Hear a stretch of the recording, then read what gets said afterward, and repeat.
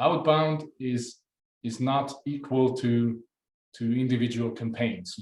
So you make an outbound campaign, and obviously you will have some conversion. We will talk about that a little bit later. But the idea is to build a relationship, and that leads us to a kind of omni-channel approach that it doesn't mean that you only use outbound channels. It means that's how you reach out to your audience, but then you build relationship maybe through other channels. Michel, what are you using if we talk about Neticle's approach? So how do you build up your channel mix? It's very much a mixed channel. So as we are targeting different segments in different geo regions, which I think it's quite common among tech startups, we use different approaches for different groups and mixes there. So classically, the smaller mid segment is something we try to target with a self-service approach. So go to the website, put in your credit card, a very low touch approach.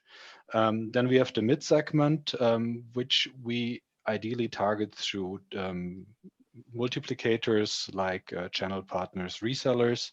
So this is something where we have some influence on, but the hands-on approach is something where we focus our outbound activities and the direct sales activities on. So it's kind of a mix depending on the segment we want to touch and the complexity of the overall sales process. As you said in the Leslie Compass, it's a very good example how this can be structured and the mix can be set up. You mentioned multiplicators. I mean, you have to reach out to multiplicators as well. So it's nice to have them because they sometimes do the job for you, but how do you find them? It's also a kind of outbound outreach that you have to reach out to them, talk to them, and understand whether there's a match. Yeah, this is something which is usually outside of the personal network of founders, early stage employees, and their outbound campaigns, outbound partners, lead generation partners can come in very handy to support reaching out to them, identifying them, and getting them on board as partners. It's really interesting what Michel was saying, and that kind of touches on the concept of the ideal customer persona, determining what does a good customer look like for you in terms of industry, location, size, and building a picture of them, or maybe building a picture of 3 of them, and then that can give you that focus, and you can get a sense of the number of those ideal customer personas, and then that you can then test out different ones, and then you got to constantly review that, and that gives you that focus.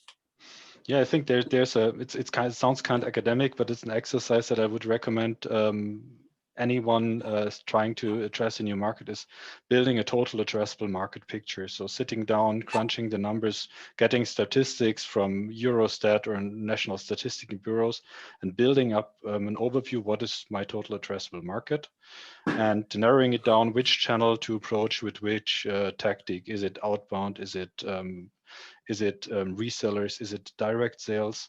And does it make sense if there are only a handful of people to address in a market? Does it make sense to build up an expensive outbound organization?